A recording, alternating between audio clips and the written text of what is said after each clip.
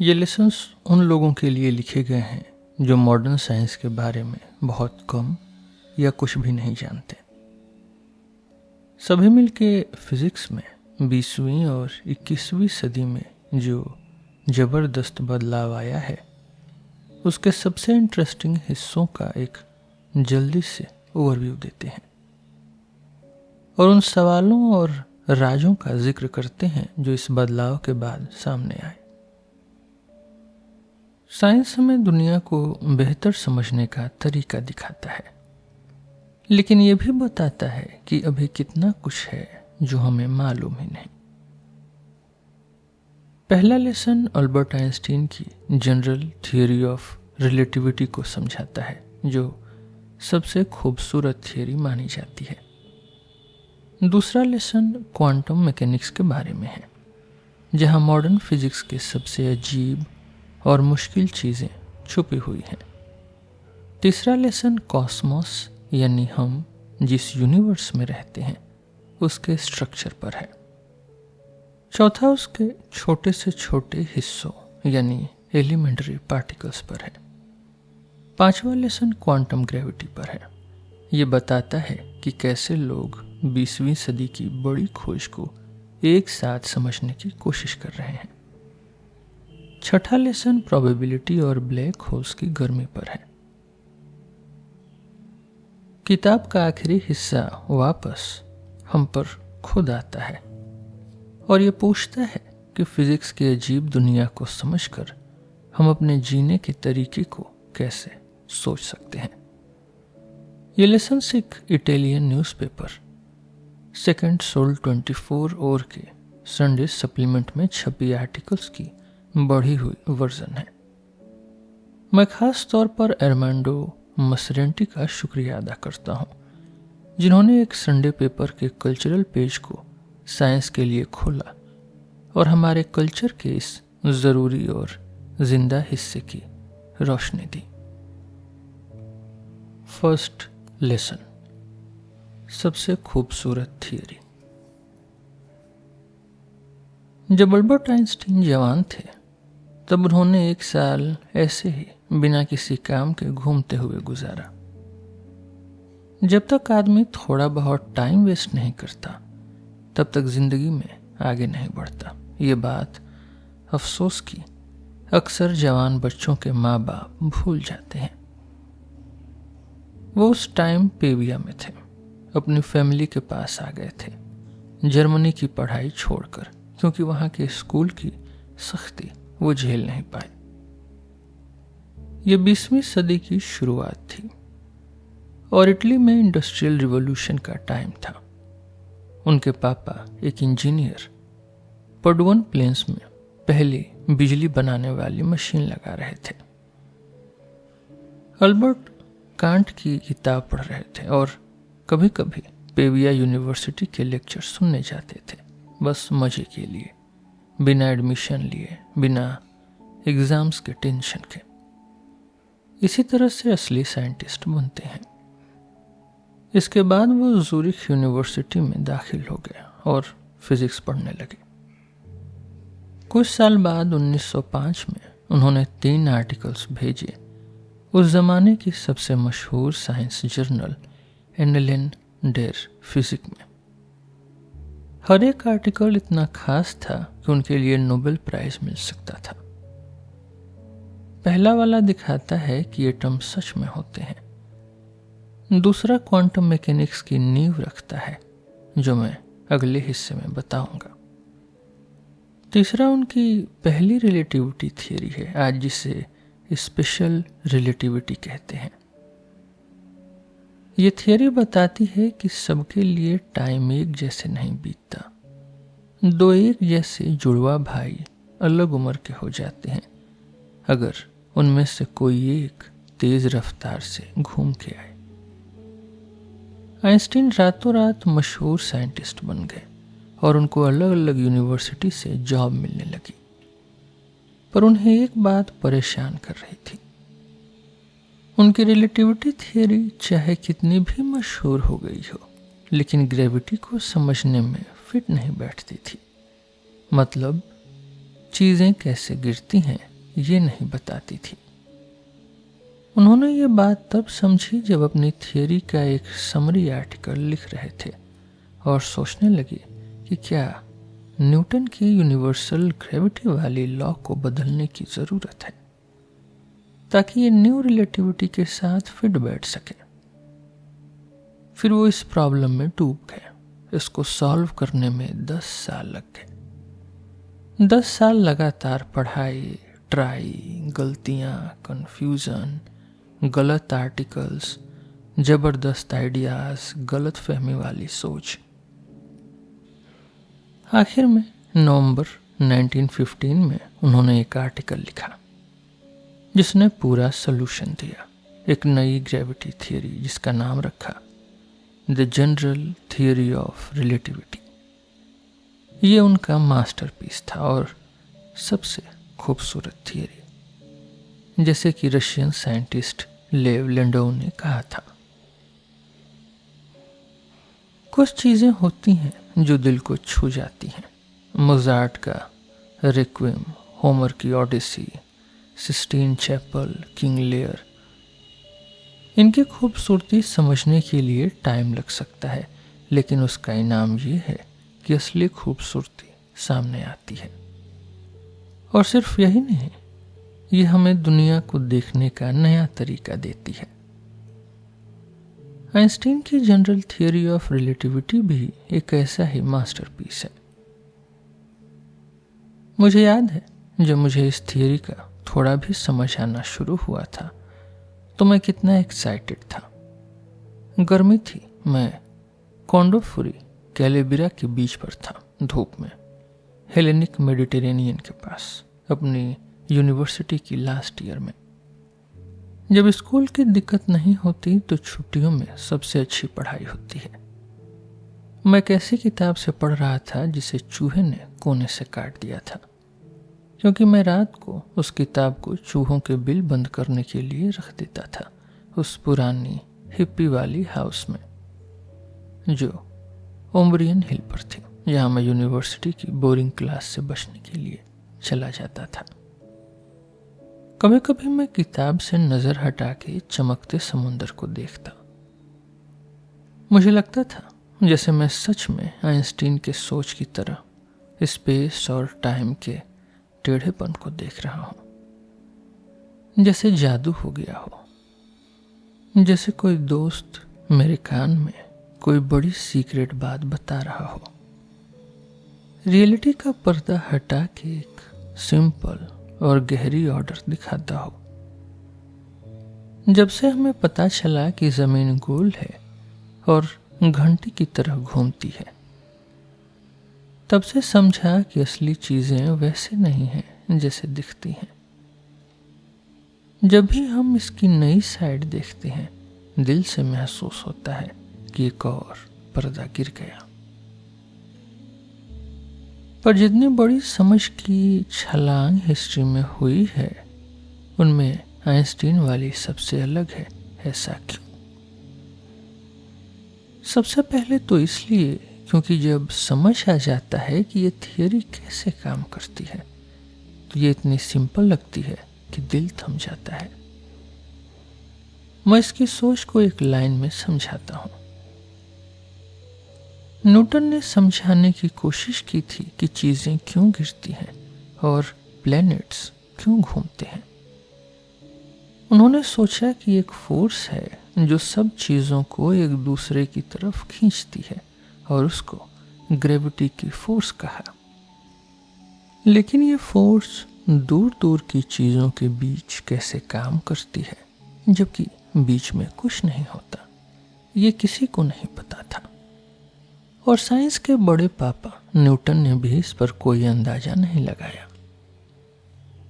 Newton ने यह भी सोचा कि चीजें स्पेस में चलती हैं और स्पेस एक बड़ा खाली बॉक्स है, एक बड़ा डब्बा जिसमें पूरा यूनिवर्स बंद है और सब चीजें सीधा चलती हैं जब तक कोई फोर्स उनका रास्ता न मोड़े। ये स्पेस किस चीज का बना है, ये दुनिया का डब्बा कैसा है, न्यूटन ये नहीं बता पाए। लेकिन आइंस्टीन के पैदा होने से कुछ साल पहले दो ब्रिटिश साइंटिस्ट माइकल फैराडे और जेम्स मैक्सवेल ने न्यूटन की ठंडी दुनिया में एक खास चीज जोड़ दी, इलेक्ट्रोमैग्नेटिक फील्ड। ये फील्ड असल में है हर जगह फैली हुई है, रेडियो वेव्स लेके चलती है, स्पेस को भर देती है, तालाब के पानी की तरह हिलती है और इलेक्ट्रिक फोर्स को ले जाती है। आइंस्टीन को छोटे से ही ये इलेक्ट्रोमैग्नेटिक फील्ड पसंद थी, जो उनके पापा के बनाए पावर स्टेशन के अंदर मशीन चलाती थी। और जल्दी ही उन्होंने समझा कि ग्रेविटी भी इलेक्ट्रिसिटी की तरह एक फील्ड के थ्रू आती होगी। एक ग्रेविटेशनल फील्ड भी होना चाहिए जैसे इलेक्ट्रिक फील्ड होती है। उन्होंने ये समझने की कोशिश की कि ये ग्रेविटेशनल फील्ड कैसे काम करती है और कैसे इक्वेशंस में लिखी जा सकती है। और यहीं पर उनके दिमाग में एक कमाल की सोच आई, एक असली जीनियस वाली सोच। ग्रेविटेशनल फील्ड स्पेस के अंदर नहीं फैली होती, ग्रेविटेशनल फील्ड खुद वही स्पेस है। यही है जनरल थियरी ऑफ रिलेटिविटी की मेन बात। न्यूटन का स्पेस जिसमें चीजें चलती हैं और ग्रेविटेशनल फील्ड दोनों एक ही चीज हैं। ये एकदम से सब कुछ समझने वाली लाइट का पल था। दुनिया को एकदम से सिंपल बना दिया। अब स्पेस अलग से कोई चीज नहीं है, ये भी दुनिया का एक मटेरियल पार्ट है, एक ऐसी चीज जो हिल सकती है, मुड़ सकती है, टेढ़ी हो सकती है। हम किसी इनविजिबल सख्त डब्बे के अंदर बंद नहीं हैं। हम एक बड़े लचीले घोंघे के शेल जैसे स्पेस के अंदर डूबे हुए हैं। सूरज अपने आसपास स्पेस को मोड़ देता है और जमीन उसके चक्कर में इसलिए नहीं घूमती क्योंकि कोई अनोखी फोर्स है, बल्कि इसलिए क्योंकि जमीन सीधा एक ऐसे स्पेस में भाग रही है जो झुक गया है, जैसे मार्बल फनल के अंदर घूमती है। फनल के बीच में कोई मैजिक फोर्स नहीं होती, ये तो फनल की दीवारों का टेढ़ापन है जो मार्बल को घुमाता है। प्लैनेट सूरज के चक्कर में घूमते हैं और चीजें गिरती हैं क्योंकि स्पेस टेढ़ा हो जाता है। अब सवाल है कि ये स्पेस का टेढ़ापन हम कैसे समझाएं। 20वीं सदी के सबसे बड़े गणित के विद्वान कार्ल फ्रेडरिक गॉस, जिन्हें मैथमेटिशियंस का राजा भी कहते हैं, उन्होंने ऐसे फॉर्मूला बनाए थे जो 2 डायमेंशन वाली टेढ़ी सतह को समझा सके, जैसे पहाड़ों की सतह यानी सरफेस। फिर उन्होंने अपने एक टैलेंटेड स्टूडेंट से कहा कि थियरी को 3 या उससे ज्यादा डायमेंशन में बढ़ाओ। उस स्टूडेंट का नाम था बर्नार्ड रेमन। उन्होंने एक जबरदस्त थीसिस लिखी जो पहले बेकार लगती थी। रीमन की थीसिस का नतीजा ये था कि टेढ़ी स्पेस की खासियत एक स्पेशल मैथमेटिकल ऑब्जेक्ट से समझी जा सकती है, जिसको आज हम रीमन कर्वेचर कहते हैं और आर से दिखाते हैं। आइंस्टीन ने एक इक्वेशन लिखी जो कहती है कि आर मैटर की एनर्जी के बराबर है। मतलब जहां मैटर है वहां स्पेस मुड़ जाता है, बस इतना ही। इक्वेशन आधी लाइन की है और कुछ नहीं।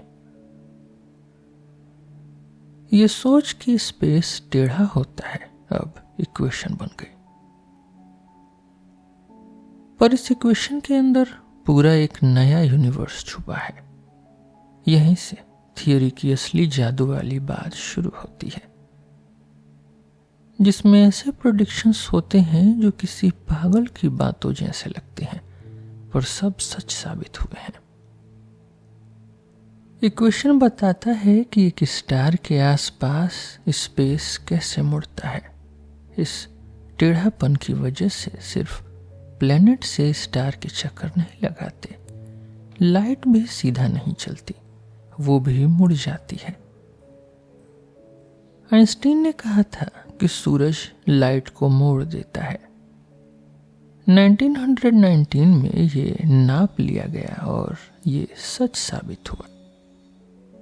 पर सिर्फ स्पेस नहीं मुड़ता, टाइम भी मुड़ जाता है। आइंस्टीन ने कहा कि टाइम ऊपर जमीन से दूर ज्यादा तेज चलता है। ये भी नाप लिया गया और ये भी सच निकला।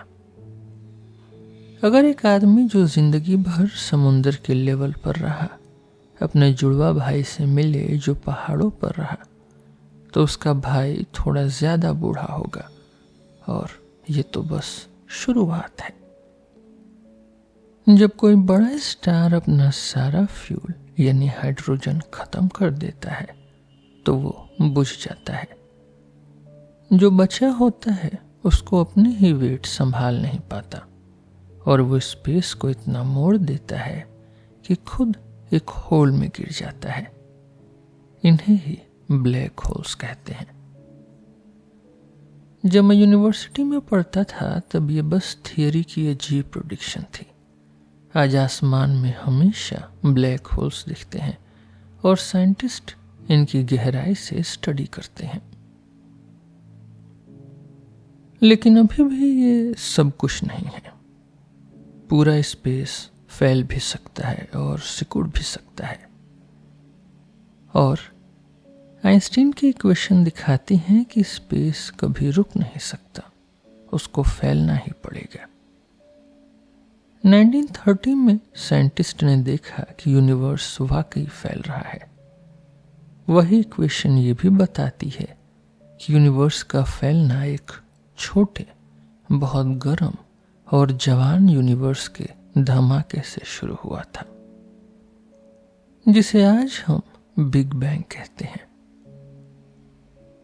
शुरू में किसी ने इस पर विश्वास नहीं किया, पर सबूत मिलते गए जब तक कॉस्मिक बैकग्राउंड रेडिएशन, जो असली धमाके की गर्मी का बचा हुआ चमक है, वो आसमान में देख नहीं ली गई।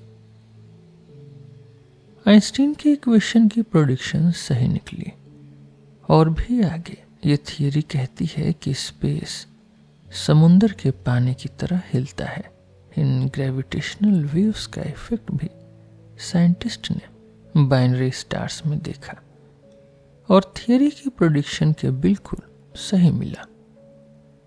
एक हिस्से पर 100 अरब तक की एक्यूरेसी तक, और आगे भी ऐसे ही चलते जाता है। और आसान शब्दों में ये थियरी एक रंग बिरंगी और हैरान कर देने वाली दुनिया दिखाती है, जहां यूनिवर्स फट जाता है, स्पेस बिना तल के होल में गिर जाता है, टाइम प्लेनेट के पास धीरे हो जाता है और स्टार्स के बीच का इन्फिनिट यानी अनंत स्पेस समुंदर की लहरों की तरह हिलता रहता है। और ये सब जो धीरे धीरे मेरी चूहों के काटी हुई किताब से निकला, ये कोई पागल इंसान की बनाई हुई कहानी नहीं थी, न ही कैलेब्रिया की तेज धूप और चमकते समुंदर के चक्कर में देखी हुई कोई सपना। ये असली सच्चाई थी, या फिर सच्चाई की एक झलक थी, थोड़ी कम धुंधली, थोड़ी कम साधारण, हमारी रोज की जिंदगी की आंखों से। एक ऐसी सच्चाई जो सपनों के जैसे लगती है, पर फिर भी हमारे दिन भर के धुंधले सपनों से ज्यादा असली है। ये सब एक सिंपल सोच का नतीजा है कि स्पेस और ग्रेविटी फील्ड एक ही चीज है, और एक छोटी सी इक्वेशन का जो मैं यहाँ लिखे बिना नहीं रह सकता। चाहे आप शायद इसको पढ़ नहीं पाएंगे, शायद जो ये पढ़ रहा है वो इसकी खूबसूरती को फिर भी महसूस कर सके। इक्वेशन है r सब AB minus 1/2 r times G सब AB इक्वल्स T सब AB। बस इतना ही। इस इक्वेशन को समझने के लिए आपको रीमन की मैथमेटिक्स पढ़नी पड़ेगी, टेक्निक सीखनी पड़ेगी, थोड़ा मेहनत करना पड़ेगा, लेकिन ये उतना भी मुश्किल नहीं जितनी बीथोवन की लेट स्ट्रिंग क्वार्टेट की खूबसूरती समझना है। दोनों जगह इनाम यही है, असली खूबसूरती और दुनिया को देखने के लिए एक नई नज़र।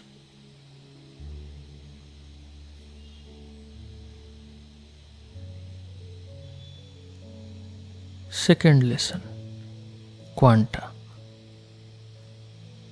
20वीं सदी की फिजिक्स के दो मेन पिलर, जनरल रिलेटिविटी जिसके बारे में मैं पहले लेसन में बताया, और क्वांटम मैकेनिक्स जो मैं अब यहाँ समझा रहा हूँ, एक दूसरे से बिल्कुल अलग हैं।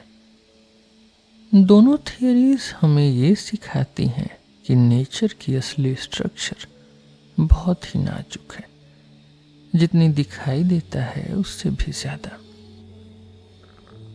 पर जनरल रिलेटिविटी एक छोटा सा हीरा है, एक ही इंसान अल्बर्ट आइंस्टीन के दिमाग की सोच है। ये ग्रेविटी, स्पेस और टाइम को एक साफ और सिंपल तरीके से दिखाती है। दूसरी तरफ क्वांटम मैकेनिक्स या क्वांटम थियरी ने एक्सपेरिमेंट में जबरदस्त सफलता पाई है और ऐसे इन्वेंशंस दिए हैं जो हमारी रोज की जिंदगी को बदल दिए, जैसे ये कंप्यूटर या मोबाइल जिसमें आप सुन रहे हैं। लेकिन एक सदी बाद भी ये थियरी पूरी तरह समझ नहीं आई, इसमें अभी भी राज और कंफ्यूजन है। कहा जाता है कि क्वांटम मैकेनिक्स बिल्कुल 1900 में शुरू हुई थी और ये एक नए सोचने की सदी की शुरुआत थी। जर्मन साइंटिस्ट मैक्स प्लैंक ने एक गर्म डब्बे में इलेक्ट्रिक फील्ड का हिसाब लगाया। इसके लिए उन्होंने एक जुगाड़ लगाया। उन्होंने सोचा कि एनर्जी क्वांटा में बटी हुई है, यानी छोटे छोटे टुकड़ों में। इस तरीके से जो रिजल्ट आया वो बिल्कुल वैसा ही था जैसे एक्सपेरिमेंट में देखा गया। तो कुछ न कुछ तो सही था, लेकिन यह उस समय की पूरी साइंस से टकराता था। उस टाइम एनर्जी को एक ऐसी चीज माना जाता था जो लगातार बदलती है और कोई वजह नहीं थी सोचने की कि ये टुकड़ों में बंटी है। प्लैंक के लिए एनर्जी को पैकेज की तरह सोचना बस एक हिसाब का तरीका था और उन्हें भी समझ नहीं आया था कि ये काम कैसे कर रहा है।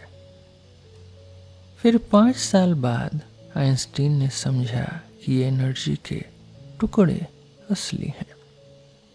आइंस्टीन ने दिखाया कि रोशनी टुकड़ों से बनी है। रोशनी के छोटे छोटे दाने होते हैं, आज हम इनको फोटॉन्स कहते हैं। अपने आर्टिकल की शुरुआत में उन्होंने लिखा, मुझे लगता है कि black body radiation, fluorescence, ultraviolet light से कैथोड रेस का बनना और रोशनी यानी लाइट के और भी बहुत से फिनोमेना तभी अच्छे से समझे जा सकते हैं जब हम मान लेते हैं कि लाइट की एनर्जी स्पेस में लगातार नहीं बल्कि टुकड़ों में बंटी हुई है। यहाँ जिस सोच की बात हो रही है उसके हिसाब से एक पॉइंट से फैलती लाइट की एनर्जी एक बड़े स्पेस में लगातार नहीं फैलती, बल्कि ये लिमिटेड एनर्जी क्वांटा के रूप में होती है, जो स्पेस में अलग अलग जगह होती है, बिना बंटे या टूटे सीधा चलती है, और इन्हें सिर्फ पूरे टुकड़े के रूप में ही बनाया या एब्जॉर्ब किया जा सकता है। ये सिंपल और साफ लाइन्स ही असल में क्वांटम थियरी को जन्म देने वाली हैं। ध्यान दीजिए इस मुझे लगता है पे, जो डार्विन के आई थिंक की याद दिलाता है, जब उन्होंने अपने नोटबुक में लिखा कि स्पीसीज बदलते हैं, या फैराडे के हेजिटेशन में, जब उन्होंने पहली बार मैग्नेटिक फील्ड की रिवोल्यूशनरी सोच समझाई। जीनियस हमेशा थोड़ा रुकता है। शुरू में आइंस्टीन का काम दूसरे साइंटिस्ट ने एक ब्रिलियंट लड़के की पागल बातों की तरह ही लिया। बाद में इसी काम के लिए उनको नोबेल प्राइज मिला। अगर प्लैंक थियरी के पिता हैं तो आइंस्टीन उस थियरी को पालने वाले हैं। पर हर बच्चे की तरह थियरी अपना रास्ता खुद बनाती है, और आगे आइंस्टीन भी इसको नहीं समझ पाए। 20वीं सदी के दूसरे और तीसरे दशक में डेनमार्क के नील्स बोर ने थियरी को आगे बढ़ाया। बोर ने समझा कि एटम में इलेक्ट्रॉन की एनर्जी सिर्फ कुछ फिक्स्ड वैल्यू ले सकती है, जैसे लाइट की एनर्जी, और सबसे इंपॉर्टेंट ये कि इलेक्ट्रॉन सिर्फ एक ऑर्बिट से दूसरे ऑर्बिट में जंप कर सकता है। जब भी ये जंप होता है, एक फोटॉन निकलता या एब्जॉर्ब होता है। इन्हीं को क्वांटम लीप्स कहते हैं। और कोपेनहेगन में बोर के इंस्टीट्यूट में 20वीं सदी के सबसे तेज दिमाग इकट्ठा हुए, ताकि ये अजीबोगरीब एटॉमिक वर्ल्ड को समझ सकें और इससे एक अच्छी थियरी बना सकें। 1925 में थियरी की इक्वेशंस फाइनली आई और न्यूटन की पूरी मैकेनिक्स को रिप्लेस कर दिया। सोचना मुश्किल है कि इससे बड़ी कोई खोज हो सकती है। एक ही बार में सब कुछ समझ आ जाता है और आप सब कुछ हिसाब लगा सकते हैं। एक मिसाल लीजिए। याद है स्कूल की दीवारों पर लटकती हुई पीरियोडिक टेबल जिसे डिमित्री मेंडलीव ने बनाया था, जिसमें यूनिवर्स के सब एलिमेंट हाइड्रोजन से लेके यूरेनियम तक लिखे हुए हैं। क्यों वही एलिमेंट्स उसमें हैं और क्यों टेबल का स्ट्रक्चर वैसे है, पीरियड्स वैसे हैं और एलिमेंट्स की प्रॉपर्टीज वैसी ही है? जवाब यह है कि हर एलिमेंट क्वांटम मैकेनिक्स की मेन इक्वेशन का एक सॉल्यूशन है।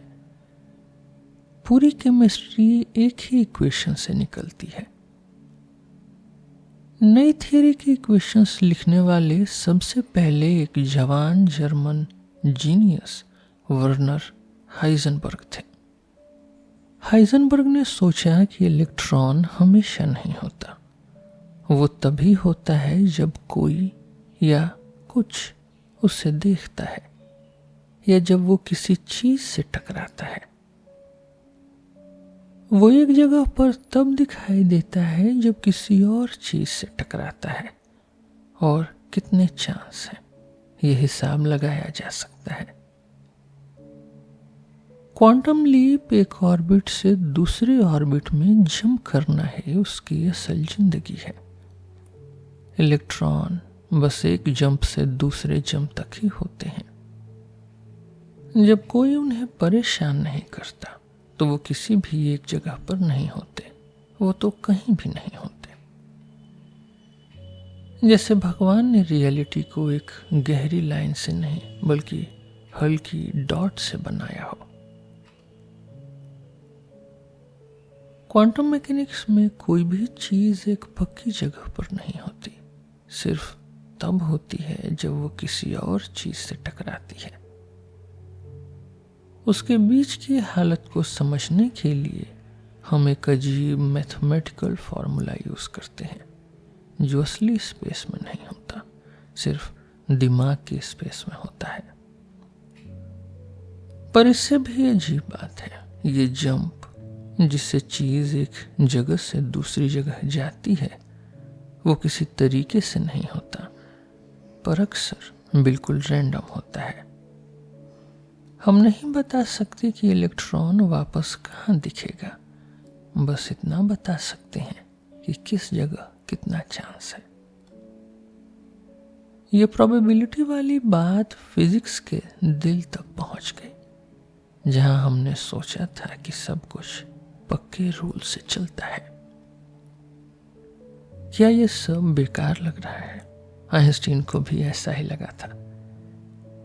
एक तरफ उन्होंने हाइजेनबर्ग को नोबेल प्राइज के लिए सजेस्ट किया क्योंकि उन्होंने कुछ बड़ी बात समझी थी। दूसरी तरफ वो बार बार बोलते रहे कि ये सब कुछ ज्यादा समझ नहीं आता। कोपेनहेगन ग्रुप के जवान साइंटिस्ट हैरान रह गए। आइंस्टीन ऐसा कैसे सोच सकते हैं? उनके गुरु, जिन्होंने हमेशा नई सोच दिखाई थी, अब खुद पीछे हट गए और अपनी शुरू की हुई अजीब सोच से डर रहे थे। वही आइंस्टीन जिन्होंने दिखाया कि टाइम यूनिवर्सल नहीं है और स्पेस टेढ़ा हो सकता है, अब कह रहे थे कि दुनिया इतनी अजीब नहीं हो सकती। धीरे धीरे बोर ने आइंस्टीन को नई बातें समझाई। आइंस्टीन ने विरोध किया। उन्होंने सोचने वाले एक्सपेरिमेंट बनाए ताकि नई थियरी को गलत साबित कर सके। सोचिए, एक डब्बा है जो लाइट से भरा है, जिसमें से हम एक फोटॉन को बाहर जाने देते हैं। इसी तरह उन्होंने अपना मशहूर बॉक्स ऑफ लाइट एक्सपेरिमेंट सोचा। आखिर में बोर हमेशा कोई न कोई जवाब निकाल लेते थे और आइंस्टीन के विरोध का समाधान कर लेते। सालों तक उनका यह डिस्कशन चलता रहा। लेक्चर, लेटर, आर्टिकल, दोनों को कभी अपनी बात से पीछे हटना पड़ा, सोच बदलनी पड़ी।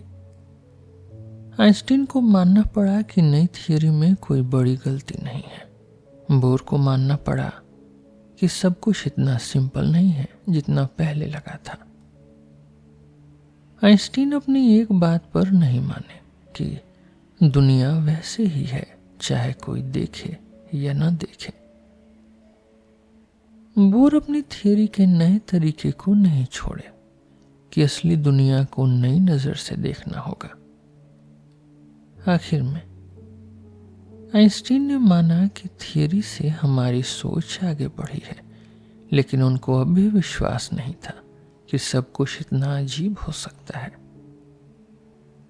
उन्हें लगता था कि इसके पीछे कोई और सिंपल वजह होनी चाहिए। इसका मतलब क्या है? क्या किसी सिस्टम की असली सच्चाई को हम बता ही नहीं सकते? क्या सिर्फ एक टुकड़ा मिसिंग है, या फिर जैसे मुझे लगता है हमें ये मान लेना चाहिए कि रियलिटी सिर्फ इंटरैक्शन है। हमारी नॉलेज सच में बढ़ रही है। हम नए काम कर पाते हैं जो पहले सोचा भी नहीं था। पर इस बढ़ावे के साथ नए सवाल भी आए हैं, नए राज भी। जो लोग लैब में थियरी की इक्वेशन यूज करते हैं वो अपना काम करते रहते हैं, लेकिन आर्टिकल्स और कॉन्फ्रेंसेस में जो अब ज्यादा हो गए हैं, साइंटिस्ट्स और फिलोसोफर्स अभी भी तलाश में हैं। क्वांटम थ्योरी एक सदी बाद आखिर है क्या? रियलिटी को समझने का एक जबरदस्त तरीका, एक ऐसी गलती जो बस काम कर गई, किसी अधूरे पजल का एक टुकड़ा, या फिर कुछ गहरा संकेत जो हम अभी तक ठीक से नहीं समझे। जब आइंस्टीन की डेथ हुई तो उनके सबसे बड़े राइवल बोर ने उनके लिए बड़ी तारीफ भरी बातें बोली। कुछ साल बाद जब बोर भी चले गए तो किसी ने उनके स्टडी रूम की ब्लैक बोर्ड की फोटो ली। उस पर एक ड्राइंग बनी थी। वो लाइट फील्ड बॉक्स की ड्राइंग थी जो आइंस्टीन के सोच वाले एक्सपेरिमेंट का हिस्सा थी। अंत तक खुद को चैलेंज करने और ज्यादा समझने की चाह थी, और अंत तक शक भी था।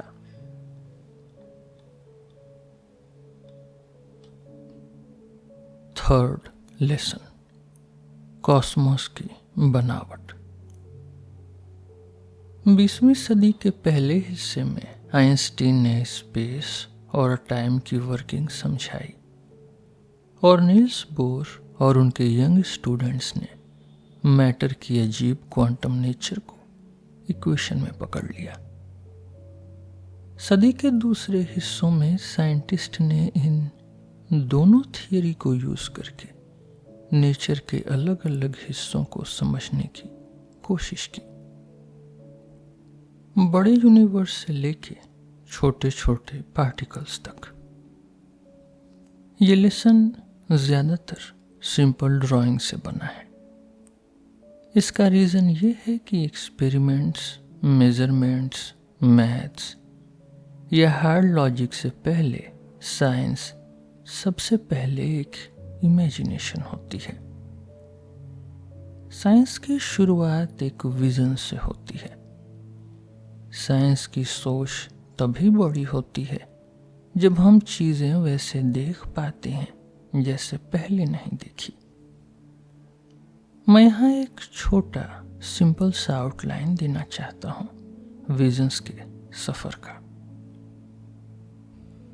कई हजार साल तक लोगों ने कॉस्मोस को कैसे सोचा, जमीन नीचे, आसमान ऊपर। पहली बड़ी साइंस की क्रांति जो एनेक्सिमेंडर ने 2600 साल पहले की थी, जब वो सोच रहे थे कि सूरज, चांद और तारे हमारे आसपास कैसे घूम लेते हैं। अब आसमान हर तरफ है जमीन के, सिर्फ ऊपर नहीं, और जमीन एक बड़ा पत्थर है जो स्पेस में लटकी है बिना गिरे हुए। जल्दी ही किसी, शायद पारमेनिडीज, शायद पाइथागोरस ने सोचा कि गोल शेप सबसे सही है इस उड़ते हुए धरती के लिए जहां हर तरफ एक जैसे हैं। और अरिस्टोटल ने साइंटिफिक रीजन भी दिया कि धरती भी गोल है और उनके आसपास जो आसमान है वो भी गोल है जहां तारे घूमते हैं।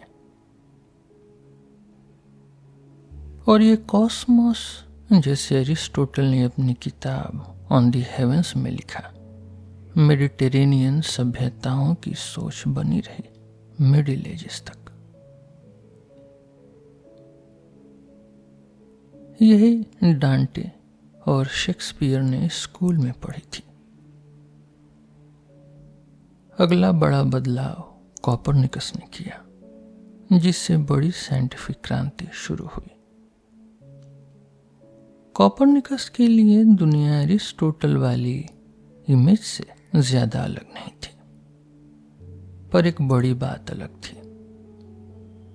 पुराने दिनों की सोच लेकर कोपरनिकस ने समझा और दिखाया कि हमारी धरती प्लैनेट्स के डांस के बीच नहीं है, बल्कि सूरज बीच में है। हमारी धरती भी दूसरे प्लैनेट्स की तरह है जो अपने एक्सिस पे तेज घूमती है और सूरज के चक्कर लगाती है। जैसे जैसे हमारी नॉलेज बढ़ी और अच्छे इंस्ट्रूमेंट्स आए, साइंटिस्ट ने जल्दी ही समझा कि सोलर सिस्टम भी बस एक है अनेक दूसरे सिस्टम में, और सूरज भी एक सिंपल तारा है, एक छोटा सा दाना एक बड़े बादल में जिसमें 100 अरब तारे हैं, यानी गैलेक्सी। 1930s में जब एस्ट्रोनॉमर्स ने तारे के बीच छोटे सफ़ेद बादल यानी नेबुले की एक्यूरेट मेजरमेंट की तो पता चला कि गैलेक्सी भी एक डस्ट का टुकड़ा है, एक बहुत बड़े क्लाउड में जिसमें अनेक गैलेक्सीज हैं, जो जितना हम देख सकते हैं उतना फैला है, सबसे पावरफुल टेलीस्कोप से भी। दुनिया अब एक बराबर और बेतहाशा बड़ी जगह लगने लगी। यूनिवर्स में हजारों अरबों अरबों अरबों धरती जैसे प्लैनेट्स हैं और जहां भी देखिए यही दिखाई देता है। लेकिन ये अनंत और एक जैसा दिखने वाला यूनिवर्स भी वैसे नहीं है जैसे दिख रहा है। जैसे मैंने पहले लेसन में समझाया, स्पेस फ्लैट नहीं है बल्कि टेढ़ा है। हमें यूनिवर्स को इमेजिन करना है जिसमें गैलेक्सी के झुंड हैं और पूरा टेक्सचर समुद्र की लहरों की तरह हिला हुआ है, कभी इतना तेज कि गैप बन जाता है जो ब्लैक होल्स बनाते हैं। और आखिर में आज हमें पता है कि ये इतना बड़ा लचीला कॉस्मोस जिसमें गैलेक्सीज हैं और 15 अरब साल में बने हैं, एक बहुत छोटी और गर्म क्लाउड से निकले हैं। इस विजन को देखने के लिए अब हमें यूनिवर्स नहीं, उसकी पूरी कहानी ड्रॉ करनी पड़ेगी। यूनिवर्स एक छोटी सी बॉल से शुरू हुआ और फिर फटकर आज के साइज तक बढ़ गया। और कुछ है क्या? पहले भी कुछ था? हो सकता है हाँ। इसके बारे में 2 लेसन बाद में बताऊंगा। क्या और भी यूनिवर्सेस हैं या अलग तरह के, हम नहीं जानते।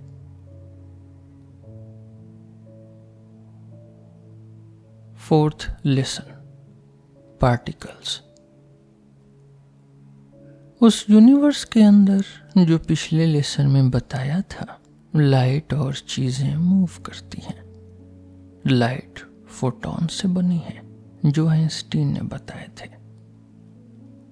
जो चीजें हम देखते हैं वो एटम से बनी हैं। हर एटम के अंदर एक न्यूक्लियस होता है जिसके आसपास इलेक्ट्रॉन्स घूमते हैं। हर न्यूक्लियस के अंदर प्रोटॉन्स और न्यूट्रॉन्स चिपके होते हैं।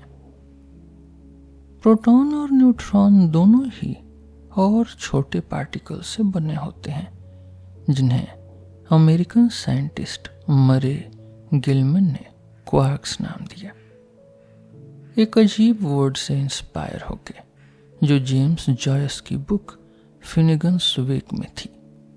3 क्वार्क्स फॉर मस्टर मार्क। तो हम जो भी छूते हैं सब इलेक्ट्रॉन्स और क्वार्क से बना है।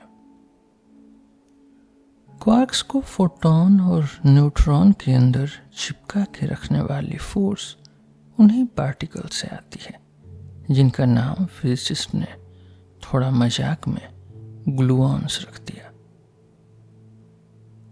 इलेक्ट्रॉन्स, क्वार्क्स, फोटॉन्स और ग्लूऑन्स वो सब चीजें हैं जो हमारे आसपास के स्पेस में हिलती डुलती रहती हैं। ये सब एलिमेंट्री पार्टिकल्स हैं जिनको पार्टिकल फिजिक्स में पढ़ा जाता है। इन पार्टिकल्स के अलावा कुछ और भी हैं जैसे न्यूट्रिनोस जो पूरे यूनिवर्स में फैले हुए हैं पर हमारे साथ ज्यादा इंटरैक्ट नहीं करते, और हिग्स बोसॉन्स जो जिनेवा के सर्न में लार्ज हेड्रॉन कोलाइडर में मिले वो। लेकिन इन सब के टाइप भी कम ही है, 10 से भी कम। मतलब सिर्फ कुछ बेसिक इंग्रेडिएंट्स हैं जैसे बड़े लेगो सेट के टुकड़े, और इन्हीं से पूरा मटेरियल वर्ल्ड बना है जो हम देखते हैं। इन पार्टिकल्स की नेचर और चलने का तरीका क्वांटम मैकेनिक्स से ही समझा जाता है। ये पार्टिकल्स पत्थर की तरह सॉलिड नहीं है, ये क्वांटा हैं अपने अपने फील्ड के, जैसे फोटॉन्स इलेक्ट्रोमैग्नेटिक फील्ड के क्वांटा हैं, ठीक वैसे। ये एक हिले हिले से फील्ड के छोटे वेव होते हैं, फैराडे और मैक्सवेल की फील्ड जैसे, बहुत छोटी लहर जैसे वेवलेट्स। ये क्वांटम मैकेनिक्स के अजीब रूल से कभी गायब कभी वापस आते रहते हैं, जहां कुछ भी हमेशा स्टेबल नहीं है। सब कुछ बस एक इंटरैक्शन से दूसरे इंटरैक्शन तक जंप करता है। अगर हम स्पेस का कोई छोटा खाली एरिया देखें जहां एटम्स भी नहीं है, तब भी हमें इन पार्टिकल्स का छोटा स्वॉर्मिंग मिलता है। कोई असली खाली जगह नहीं होती जहां कुछ भी न हो। जैसे सबसे शांत समुद्र को भी ध्यान से देखें तो वो भी हल्की हल्की लहराता है, वैसे ही दुनिया को बनाने वाले फील्ड्स भी थोड़ा थोड़ा हिलते रहते हैं। और सोचा जा सकता है कि बेसिक पार्टिकल्स एक पल के लिए बनते हैं और ख़त्म हो जाते हैं। इन्हीं मूवमेंट्स की वजह से बार बार बनते मिटते रहते हैं। यही है दुनिया जो क्वांटम मैकेनिक्स और पार्टिकल थियरी ने समझाई है। हम न्यूटन के मैकेनिकल वर्ल्ड से बहुत दूर आ गए हैं, जहां छोटे ठंडे पत्थर हमेशा सीधा चलते थे एक पक्की लाइन पर। क्वांटम मैकेनिक्स और पार्टिकल एक्सपेरिमेंट्स ने बताया है कि दुनिया एक लगातार हिलने डुलने बनने मिटने वाली चीजें हैं, जहां सब कुछ पल में आता है और चला जाता है। जैसे 1960s के हिप्पी लोगों की दुनिया सब वाइब्रेशन का सेट है। ये चीजों की नहीं, हैपनिंग्स की दुनिया है। पार्टिकल थियरी की डिटेल्स धीरे धीरे 1950s, 60s और 70s में बड़ी साइंटिस्ट लोगों ने बनाई, जैसे रिचर्ड फाइनमैन और गिलमैन। उनका काम एक घंटी थियरी तक ले गया, जो क्वांटम मैकेनिक्स पर बनी थी और जिसका नाम इतना रोमांटिक नहीं है, the standard model of elementary particles. Standard model 1970s में फाइनल बना, बहुत एक्सपेरिमेंट्स के बाद, जिन्होंने सब प्रेडिक्शंस को कंफर्म किया। उसकी लास्ट कंफर्मेशन 2013 में हुई, जब हिग्स बोसॉन मिल गया। लेकिन इतने सारे सक्सेसफुल एक्सपेरिमेंट्स के बाद भी इस स्टैंडर्ड मॉडल को फिजिसिस्ट ने कभी पूरी तरह सीरियस नहीं लिया। ये थियरी शुरुआत में पैच वर्क जैसे लगती है, अलग अलग टुकड़ों और इक्वेशंस का मिक्स है, बिना क्लियर ऑर्डर के।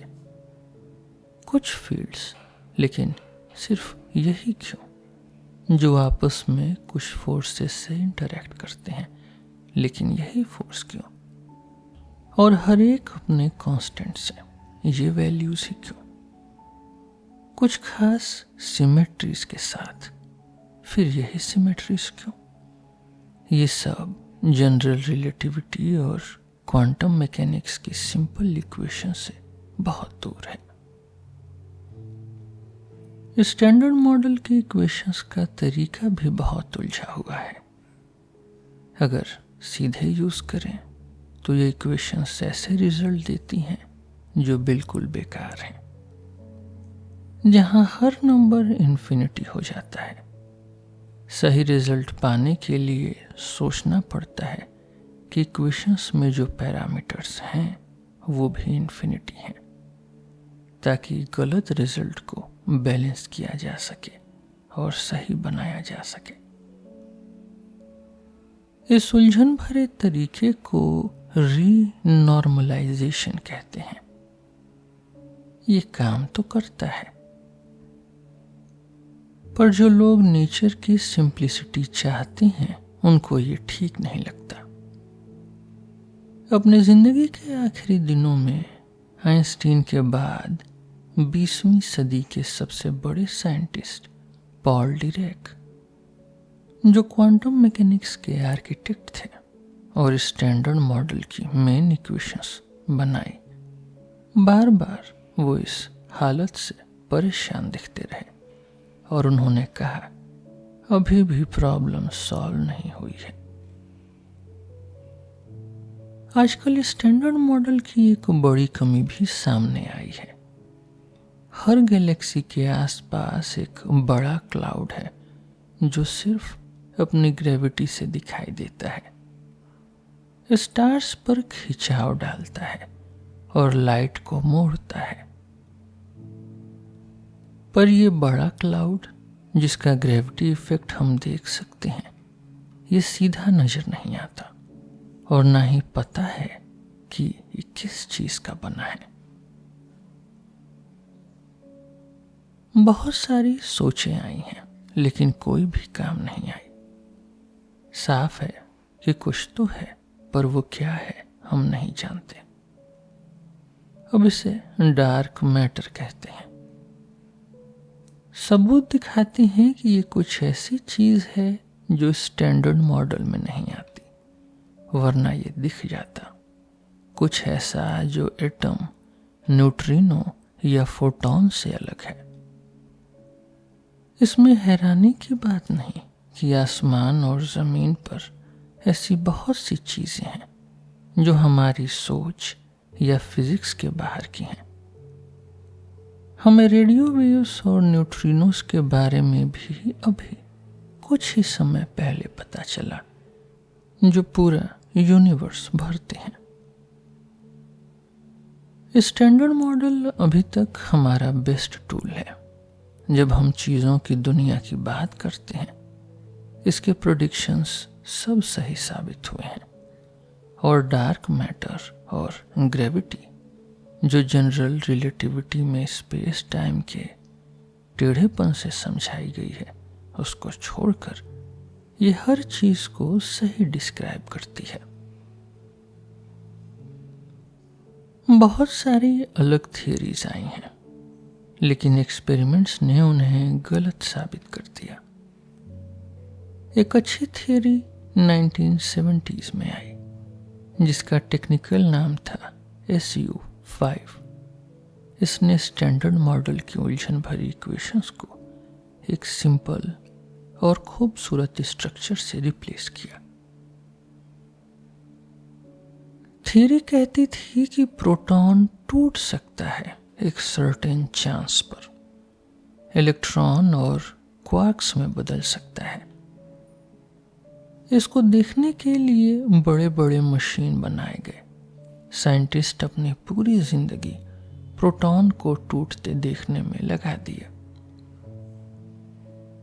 हम एक प्रोटॉन को नहीं देखते क्योंकि टूटने में बहुत समय लगता है। बहुत सारा पानी लेके उसके आसपास डिटेक्टर्स लगा देते हैं ताकि जब टूटेगा तो पता चले, पर कभी भी कोई प्रोटॉन टूटता हुआ नहीं दिखा। ये सुंदर थियरी SU5 चाहे जितनी भी अच्छी थी, पर काम नहीं आई।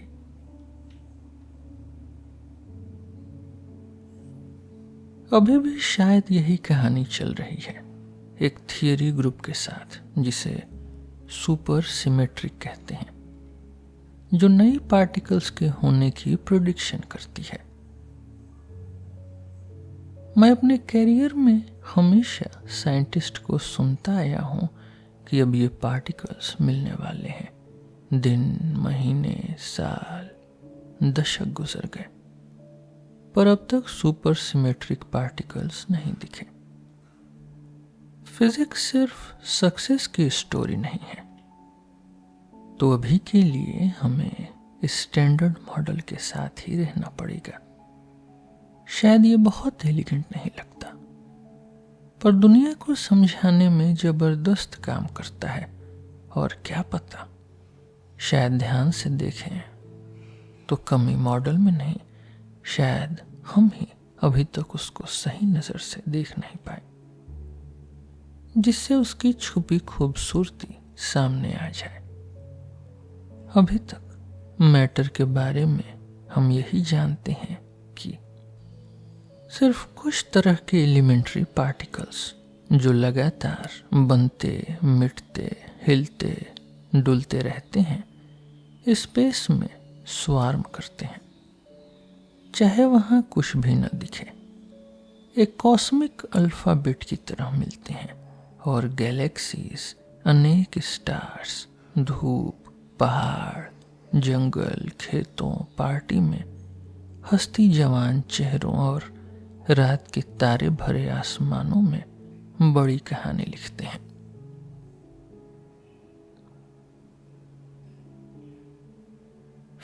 फिफ्थ लेसन, स्पेस के दाने। कुछ चीजें अभी भी अनक्लियर हैं, कुछ सवाल अभी भी बाकी हैं, पर जो फिजिक्स मैंने अब तक बताई वो दुनिया को समझने का सबसे अच्छा तरीका है जो अब तक मिला है। तो हम खुश होने चाहिए, लेकिन हम हैं नहीं। हमारी सोच में एक बड़ी उलझन है। 20वीं सदी ने हमें दो बड़ी खोज दी, जनरल रिलेटिविटी और क्वांटम मैकेनिक्स। पहली से cosmology, astrophysics, gravitational waves, black holes और बहुत कुछ मिला। दूसरी से atomic physics, nuclear physics, elementary particles की फिजिक्स, कंडेंस्ड मैटर की फिजिक्स और भी बहुत कुछ मिला। दोनों थियरी ने टेक्नोलॉजी और जिंदगी को बदल दिया, पर दोनों एक साथ सही नहीं हो सकती, कम से कम अभी के फॉर्म में नहीं, क्योंकि दोनों एक दूसरे से टकराती हैं। अगर कोई स्टूडेंट सुबह जनरल रिलेटिविटी का लेक्चर ले और दोपहर क्वांटम मैकेनिक्स का, तो उसको लग सकता है कि उसके प्रोफेसर पागल हैं या एक दूसरे से सदियों से बात नहीं की। सुबह दुनिया करोड़ स्पेस है जहां सब कुछ कॉन्टिन्यूअस है। दोपहर फ्लैट स्पेस है जहां एनर्जी का क्वांटा जंप करते हैं। उलझन ये है कि दोनों थियरी जबरदस्त काम करती हैं। नेचर हमारे साथ वैसे ही बिहेव कर रही है जैसे एक बूढ़े रबी के पास दो आदमी अपना झगड़ा लेकर गए। पहले की बात सुन के रबी बोलता है तुम सही हो। दूसरा आदमी भी इंसिस्ट करता है, रबी उसकी बात सुन के बोलता है तुम भी सही हो। रबी की बीवी दूसरे कमरे से चीख के बोलती है, दोनों कैसे सही हो सकते हैं? रबी सोचता है और कहता है तुम भी सही हो। पूरी दुनिया के साइंटिस्ट इस सवाल का जवाब ढूंढ रहे हैं। उनका फील्ड क्वांटम ग्रेविटी है। ये थियरी बनाने की कोशिश, यानी कुछ इक्वेशंस, लेकिन सबसे इंपॉर्टेंट एक कोहेरेंट सोच जिससे ये कंफ्यूजन दूर हो सके। ये पहली बार नहीं है जब फिजिक्स दो सक्सेसफुल लेकिन उल्टी थियरी के सामने खड़ी हो। ऐसे मुश्किल को मिलाकर पहले भी हमने दुनिया को समझने में बड़ी प्रोग्रेस की है।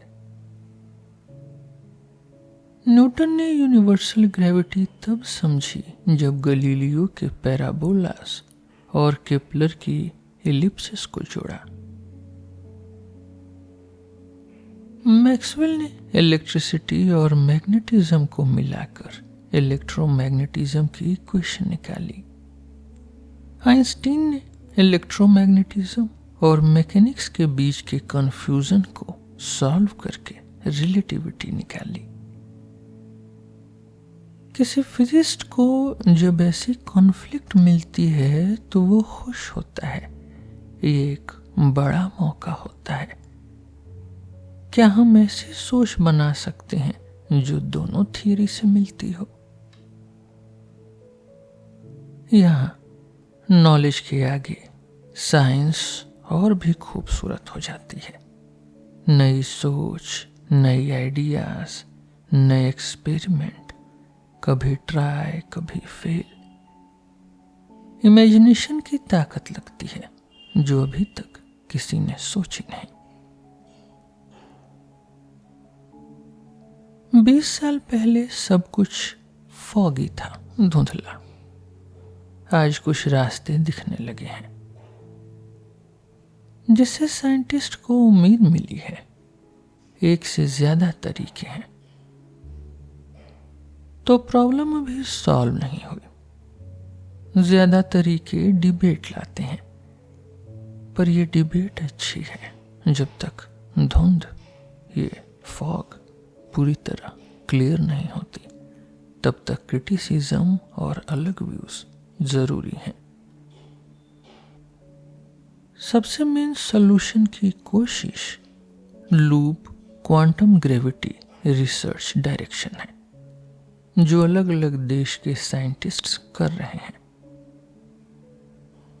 लूप क्वांटम ग्रेविटी का मकसद है जनरल रिलेटिविटी और क्वांटम मैकेनिक्स को एक साथ लाना। यह धीरे धीरे की गई कोशिश है क्योंकि यह बस वही सोच यूज करती है जो दोनों थियरी में है, बस उसको थोड़ा बदल के। पर इसका रिजल्ट बड़ा जबरदस्त है। यह हमारी रियलिटी को देखने का तरीका पूरी तरह बदल सकता है। लूप क्वांटम ग्रेविटी का सबसे मेन रिजल्ट ये है कि स्पेस कॉन्टिन्यूअस नहीं है। मतलब स्पेस को अनंत टुकड़े में नहीं बांटा जा सकता, बल्कि ये दाने दाने से बनी है, यानी एटम्स ऑफ स्पेस। ये दाने इतने छोटे हैं कि सबसे छोटे एटम के न्यूक्लियस से भी अरबों अरबों गुना छोटे। थियरी इन स्पेस के एटम्स को मैथ्स के फॉर्म में बताती है और उनके बदलने की इक्वेशंस देती है। इनको लूप्स या रिंग्स कहते हैं क्योंकि ये एक दूसरे से जुड़े होते हैं और मिलकर एक जाल बनाते हैं, एक नेट, जैसे एक बड़ी सी चेन की रिंग्स होती है। ये स्पेस के क्वांटा कहाँ हैं? कहीं नहीं। ये स्पेस के अंदर नहीं है, यही खुद स्पेस है। स्पेस तब बनता है जब ये ग्रेविटी के छोटे क्वांटा आपस में जुड़ते हैं। दोबारा, दुनिया चीजों के बारे में कम, उनके बीच के रिश्ते के बारे में ज्यादा लगती है।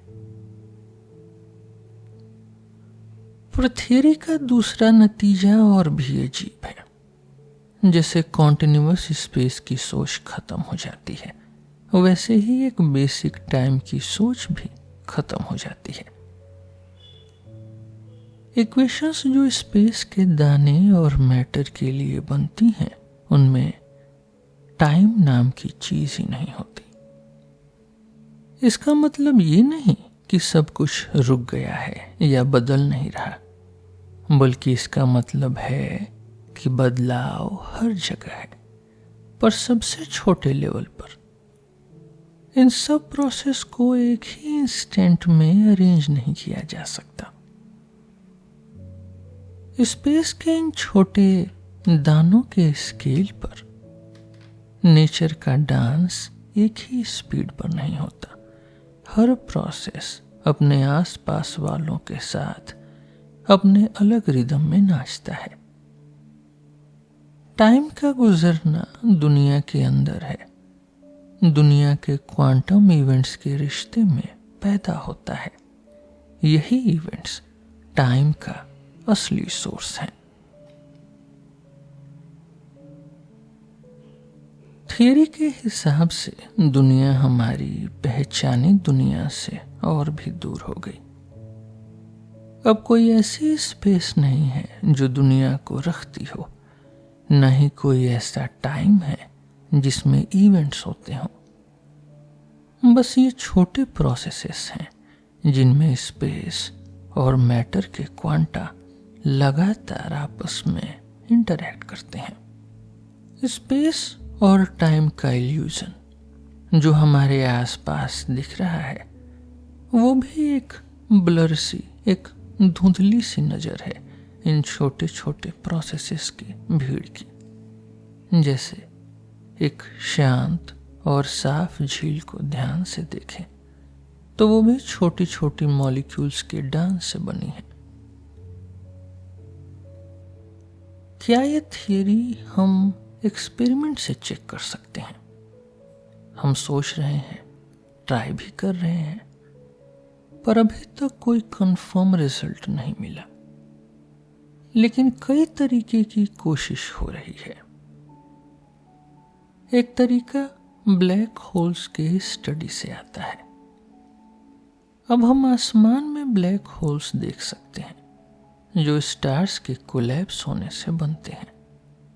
अपने ही वेट से दबकर स्टार की मैटर खुद पे गिर जाती है और हमारी नजर से गायब हो जाती है। पर यह मैटर गई कहां? अगर लूप क्वांटम ग्रेविटी की थियरी सही है तो मैटर एक इनफिनिटेसिमल पॉइंट में कोलैप्स नहीं हो सकता,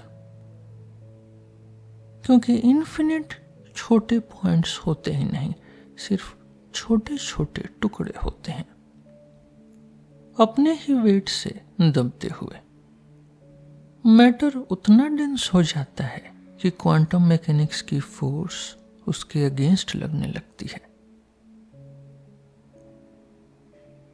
एक स्टार की जिंदगी का ये लास्ट स्टेज, जहां स्पेस टाइम की क्वांटम फ्लक्चुएशंस मैटर के वेट को बैलेंस करती है, उसे ही प्लैंक स्टार कहते हैं।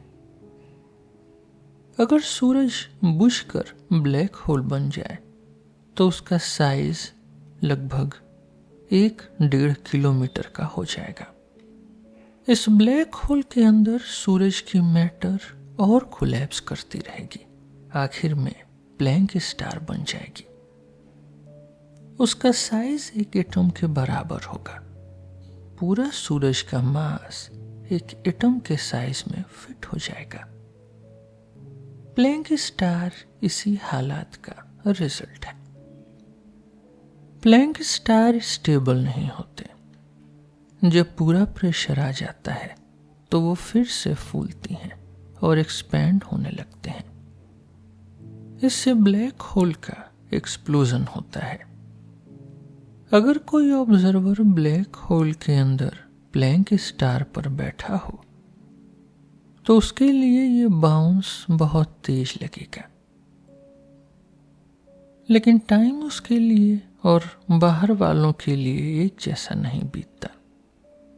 वैसे ही जैसे माउंटेन्स में टाइम ज्यादा तेज बीतता है समुद्र के कंपैरिजन में।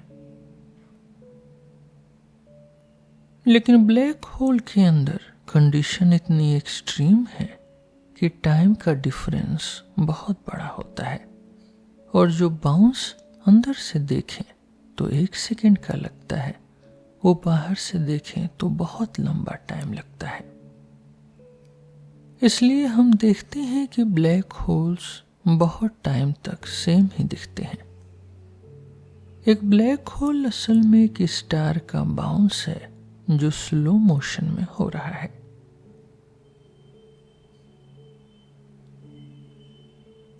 हो सकता है कि यूनिवर्स के शुरू के गर्म पलों में ब्लैक होल्स बन गए थे और अब उनमें से कुछ फट रहे हैं। अगर ये सच है तो हम शायद उनका सिग्नल देख सकते हैं जब ये फटते हैं, जैसे तब जब हाई एनर्जी कॉस्मिक रेज आसमान से आती हुई मिलती हैं। इस तरह हम क्वांटम ग्रेविटी के इफेक्ट को सीधा देख और नाप सकते हैं। ये सोच थोड़ी बोल्ड है, शायद ये काम न करे। अगर शुरू के यूनिवर्स में इतने ब्लैक होल्स बने ही नहीं कि आज उनके फटने का सिग्नल हम तक पहुंच सके, लेकिन अब सिग्नल ढूंढना शुरू हो गया है। देखेंगे क्या होता है। इस थियरी का एक और नतीजा, और सबसे जबरदस्त भी, यूनिवर्स की शुरुआत से जुड़ी है।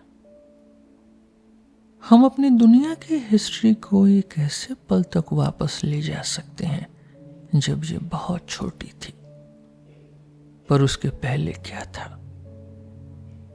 लूप थ्योरी की इक्वेशंस हमको उस पल से भी पहले ले जा सकती हैं। जो सामने आता है वो ये है कि जब यूनिवर्स बहुत ज्यादा दबा हुआ था, क्वांटम थियरी एक उल्टा फोर्स पैदा करती है, जिसकी वजह से बड़ा धमाका यानी बिग बैंग असल में एक बिग बाउंस भी हो सकता है। हो सकता है हमारी दुनिया पहले एक पुरानी दुनिया थी, एक पुराना यूनिवर्स जो अपने ही वेट से सिकुड़ के एक छोटे स्पेस में आ गई, फिर बाउंस करके दोबारा फैल गई, और आज हम जो यूनिवर्स देख रहे हैं वो बन गया। इस बाउंस के मोमेंट पर जब यूनिवर्स एक छोटे डब्बे में बंद हो गया था, वही असल जगह है क्वांटम ग्रेविटी की। टाइम और स्पेस पूरा गायब हो जाते हैं और पूरी दुनिया एक स्वार्म करते क्लाउड में बदल जाती है, पर इक्वेशंस अभी भी उसे डिस्क्राइब कर सकती हैं। हो सकता है हमारा यूनिवर्स एक बाउंस से पैदा हुआ हो, एक पुरानी स्टेज से आते हुए, बीच में एक ऐसी स्टेज से गुजरता हुआ जहां न स्पेस थी न टाइम।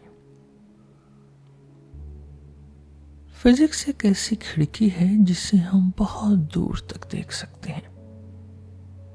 जो हम देखते हैं वो हमेशा हैरान करता है। हमें समझ आता है कि हम पुरानी सोच से भरे हुए हैं और हमारी नॉर्मल दुनिया की सोच अधूरी है, छोटी है, गलत है। जमीन सीधी नहीं है, ये रुकती नहीं है। दुनिया हमारी आंखों के सामने लगातार बदल रही है, जैसे जैसे हम उसे ज्यादा अच्छे से देख पाते हैं। अगर हम 20वीं सदी में दुनिया के बारे में जो सीखा है सब जोड़ के देखें, तो साफ दिख रहा है कि सब कुछ हमारी सोच से, मैटर, स्पेस और टाइम से बिल्कुल अलग है। लूप क्वांटम ग्रेविटी इन सब सिग्नल्स को समझने की कोशिश है और थोड़ा दूर तक देखने की भी।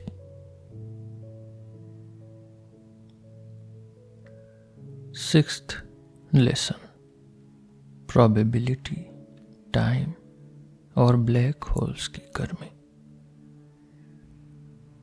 उन बड़ी थियरीज के साथ जो मैंने पहले बताई और जो दुनिया के छोटे छोटे पार्ट्स को डिस्क्राइब करती हैं, एक और बड़ी फिजिक्स की ब्रांच है जो थोड़ी अलग है। बस एक सिंपल सवाल से शुरू हुई कि गर्मी क्या है। 19वीं सदी के बीच तक फिजिसिस्ट सोचते थे कि गर्मी एक तरह का लिक्विड है जिसे कैलोरिक कहते थे, या दो लिक्विड हैं, एक गर्म एक ठंडा। ये सोच गलत निकली। बाद में जेम्स मैक्सवेल और ऑस्ट्रियन साइंटिस्ट लुडविग बोल्ट्जमैन ने समझा और जो समझा वो बहुत खूबसूरत, अजीब और गहरा है, और हमें ऐसे एरिया में ले जाता है जो अभी तक पूरी तरह समझे नहीं गए। उन्होंने ये समझा कि कोई भी गर्म चीज इसलिए गर्म नहीं है क्योंकि उसमें कोई कैलोरिक लिक्विड है। गर्म चीज वो है जिसमें एटम्स तेज चल रहे हैं। एटम्स और मॉलिक्यूल्स यानी एटम्स के छोटे झुंड हमेशा हिलते डुलते रहते हैं। वो दौड़ते हैं, वाइब्रेट करते हैं, टकराते हैं और आगे बढ़ते हैं। ठंडी हवा वो है जिसमें एटम्स या मॉलिक्यूल्स धीरे चल रहे हैं। गर्म हवा वो है जिसमें मॉलिक्यूल्स तेज चल रहे हैं। कितना सिंपल है, पर बात यहीं खत्म नहीं होती। जैसा कि हम जानते हैं, गर्मी हमेशा गर्म चीज से ठंडी चीज की तरफ जाती है। एक ठंडी चम्मच को गर्म चाय में डाल दें तो वो भी गर्म हो जाती है। अगर ठंड में ठीक से कपड़े न पहने तो हमारी बॉडी की हीट चली जाती है और हम ठंडे हो जाते हैं। पर ऐसा क्यों होता है कि गर्मी हमेशा गर्म चीज से ठंडी चीज की तरफ जाती है, उल्टा क्यों नहीं? ये सवाल इंपॉर्टेंट है क्योंकि ये टाइम के नेचर से जुड़ा है। जब भी हीट एक्सचेंज नहीं होता या बहुत कम होता है तो फ्यूचर बिल्कुल पास्ट जैसे ही दिखता है। जैसे सोलर सिस्टम के प्लैनेट्स के मूवमेंट में हीट का ऑलमोस्ट कोई रोल नहीं है, और वैसे भी अगर फिल्म को उल्टा चला दें तो भी कुछ भी रूल ब्रेक नहीं होता। लेकिन जैसे ही हीट आ गई, फ्यूचर पास्ट से अलग हो जाता है। अगर फ्रिक्शन नहीं है तो पेंडुलम हमेशा हिल सकता है। अगर फिल्म को रिवर्स चला दें तो भी सब कुछ नॉर्मल लगता है। लेकिन अगर फ्रिक्शन है तो पेंडुलम थोड़ा थोड़ा अपने सपोर्ट को गर्म करता है, एनर्जी लूज करता है, धीरे हो जाता है। फ्रिक्शन से गर्मी निकलती है और तुरंत ही हम समझ लेते हैं कि फ्यूचर जहां पेंडुलम धीरे हो रहा है पास्ट से अलग है। हमने कभी नहीं देखा कि पेंडुलम अपने आप हिलना शुरू कर दे, बस इसलिए क्योंकि उसने सपोर्ट से गर्म खींच लिया हो। पास्ट और फ्यूचर में फर्क तभी आता है जब हीट है। सबसे बेसिक चीज जो फ्यूचर को पास्ट से अलग करती है वो ये है कि गर्मी हमेशा गर्म चीज से ठंडी चीज की तरफ जाती है। तो फिर से ऐसा क्यों है कि टाइम के साथ गर्मी गर्म चीज से ठंडी चीज में जाती है, उल्टा क्यों नहीं? बोल्ट्जमैन ने इसका जवाब दिया और ये बहुत सिंपल है। ये सिर्फ चांस है। बोल्ट्जमैन की सोच बहुत सटल, बहुत सूक्ष्म थी और उसमें प्रोबेबिलिटी का कॉन्सेप्ट आता है। गर्मी किसी एब्सोल्यूट रूल से नहीं बल्कि ज्यादा चांस होने की वजह से गर्म चीज से ठंडी चीज की तरफ जाती है।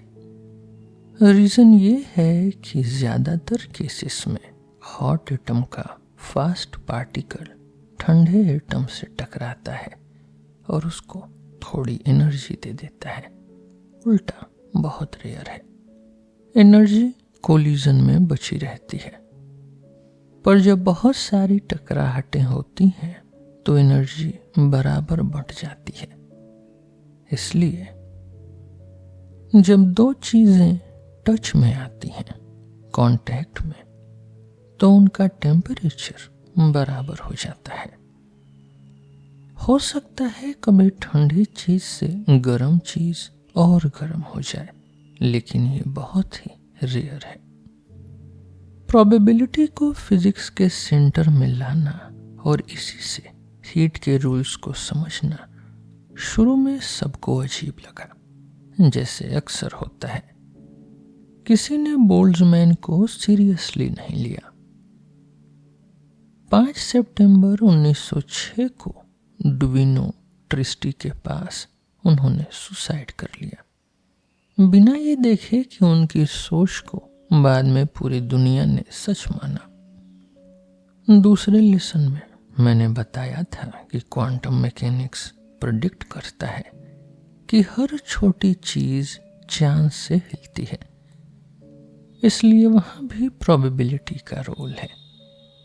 लेकिन बोल्ट्जमैन की प्रोबेबिलिटी जो हीट के रूट्स में है वो क्वांटम मैकेनिक्स से अलग है। हीट की साइंस में प्रोबेबिलिटी एक तरह से हमारी अनजाने पर डिपेंडेंट है। हो सकता है मुझे किसी चीज का पक्का पता ना हो, लेकिन मैं फिर भी उस चीज की प्रोबेबिलिटी ज्यादा या कम लगा सकता हूं। जैसे मुझे नहीं पता कि कल यहाँ मार्सिलिस में बारिश होगी या धूप निकलेगी या बर्फ पड़ेगी, लेकिन यहाँ अगस्त में बर्फ पड़ने के चांस बहुत कम हैं। वैसे ही ज्यादातर फिजिकल चीजों के केस में हम कुछ जानते हैं पर सब कुछ नहीं, और हम बस प्रोबेबिलिटी पर ही प्रेडिक्शन कर सकते हैं। सोचिए एक बलून है जिसमें हवा भरी है। मैं उसका शेप, वॉल्यूम, प्रेशर, टेम्परेचर नाप सकता हूं, लेकिन बलून के अंदर हवा के मॉलिक्यूल्स बहुत तेज घूम रहे हैं और मुझे उन सब की एग्जैक्ट पोजीशन नहीं पता। इसलिए मैं ये बिल्कुल नहीं बता सकता कि बलून का बिहेवियर क्या होगा। जैसे ही मैं उसका नॉट खोल दूंगा, वो हवा निकालते ही इधर उधर भागेगा, टकराएगा और किस डायरेक्शन में जाएगा ये प्रिडिक्ट करना मुश्किल है। मुश्किल इसलिए है क्योंकि मुझे बस शेप, वॉल्यूम, प्रेशर और टेम्परेचर पता है। जो इधर उधर भागने की डायरेक्शन है वो उन मॉलिक्यूल्स की एग्जैक्ट पोजीशन पर डिपेंड करती है जो मुझे नहीं पता। फिर भी मैं एग्जैक्ट नहीं बता सकता, पर यह बता सकता हूं कि किस चीज के होने की प्रोबेबिलिटी ज्यादा है। जैसे बहुत मुश्किल है कि बलून खिड़की से बाहर जाए, लाइट हाउस के चक्कर लगाए और फिर वापस आके बिल्कुल मेरे हाथ पर आ जाए जहां से मैंने छोड़ा था। कुछ चीजें ज्यादा पॉसिबल हैं, कुछ कम पॉसिबल हैं। इसी तरीके से जब मॉलिक्यूल्स टकराते हैं, गर्मी गर्म चीज से ठंडी चीज की तरफ जाती है। इसकी प्रोबेबिलिटी हम कैलकुलेट कर सकते हैं और ये बहुत ज्यादा होती है कंपेयर्ड टू गर्मी उल्टा जाने की प्रोबेबिलिटी। इस टॉपिक को समझाने वाली साइंस की ब्रांच है स्टैटिस्टिकल फिजिक्स, और इसमें सबसे बड़ी जीत बोल्ट्जमैन से शुरू हुई। ये समझना है कि हीट और टेम्परेचर का नेचर प्रोबेबिलिटी वाला है, जिसे हम थर्मोडायनेमिक्स कहते हैं। पहले लगता है कि हमारी अनजाने का दुनिया के बिहेवियर से क्या लेना देना। ठंडी चम्मच गरम चाय में डालने पर गरम हो जाती है और बलून इधर उधर भागता है, चाहे मुझे कुछ पता हो या न हो।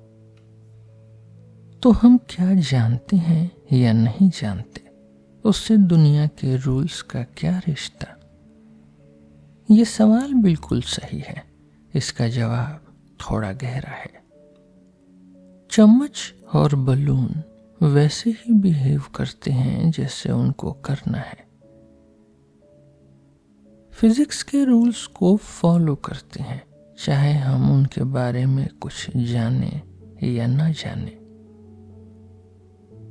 उनका प्रेडिक्ट होना या न होना उनकी असली कंडीशन पर नहीं, बल्कि उन प्रॉपर्टीज पर है जिनके थ्रू हम उनसे इंटरैक्ट करते हैं। ये प्रॉपर्टीज हमारे इंटरैक्ट करने के तरीके पर डिपेंड करती है। प्रोबेबिलिटी मैटर के खुद के बदलने पर नहीं, बल्कि उन स्पेशल चीजों पर होती है जिनसे हम इंटरैक्ट करते हैं। दोबारा, दुनिया को समझने के लिए जो कॉन्सेप्ट हम यूज करते हैं वो सब रिश्ते पे ही बेस्ड है।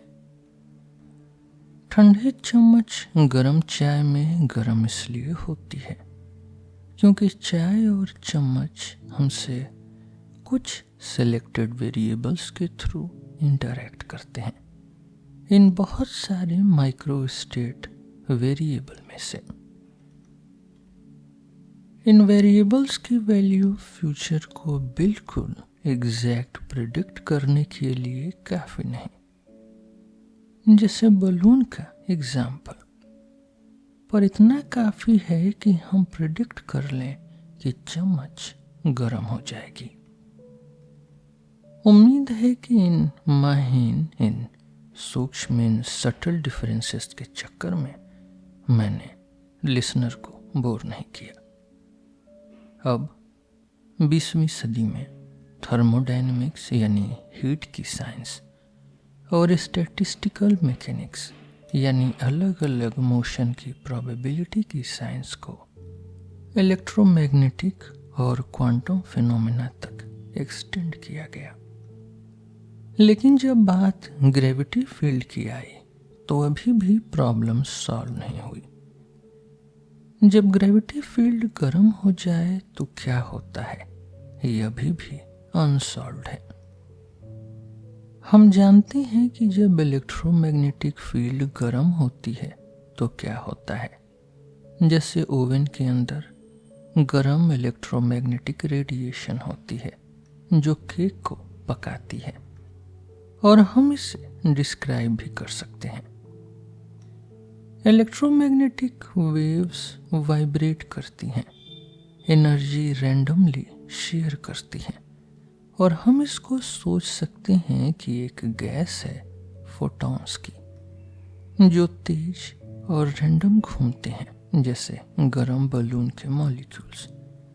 पर एक गर्म ग्रेविटी फील्ड क्या है? ग्रेविटेशनल फील्ड, जैसे हमने पहले लेसन में देखा था, खुद स्पेस ही है, यानी स्पेस टाइम है। इसलिए जब हीट ग्रेविटेशनल फील्ड में फैलती है तो टाइम और स्पेस को खुद हिलना चाहिए, पर हम अभी तक ये अच्छे से डिस्क्राइब नहीं कर पाए हैं। हमारे पास ऐसी इक्वेशंस नहीं हैं जो बताएं कि जब स्पेस टाइम गर्म हो जाए तो उसकी थर्मल वाइब्रेशंस कैसी होंगी। एक हिलता हुआ टाइम क्या होता है? ऐसे सवाल हमें टाइम के मेन प्रॉब्लम तक ले जाते हैं। टाइम का फ्लो असल में क्या है? ये प्रॉब्लम क्लासिकल फिजिक्स में भी थी और 19th 20th सेंचुरी के फिलोसोफर्स ने इसे हाईलाइट किया था, पर मॉडर्न फिजिक्स में ये और भी सीरियस हो गई है। फिजिक्स दुनिया को फॉर्मूला से डिस्क्राइब करती है जो बताते हैं कि चीजें टाइम के हिसाब से कैसे बदलती हैं। हम ऐसे फॉर्मूलाज भी लिख सकते हैं जो बताते हैं कि चीजें पोजीशन के हिसाब से कैसे बदलती हैं, या किसी रिसोटो का टेस्ट बटर की मात्रा के हिसाब से कैसे बदलता है। टाइम हमें बहता हुआ लगता है जबकि बटर की क्वांटिटी या जगह नहीं बहती। ये फर्क कहाँ से आता है? इस प्रॉब्लम को पूछने का एक और तरीका है, प्रेजेंट यानी अभी क्या है, हम कहते हैं कि सिर्फ अभी की चीजें एग्जिस्ट करती हैं। जो हो चुका वो गया, और जो आने वाला है वो अभी है ही नहीं। लेकिन फिजिक्स में नाउ यानी अभी जैसी कोई चीज नहीं। कंपेयर करें नाव को हेयर से।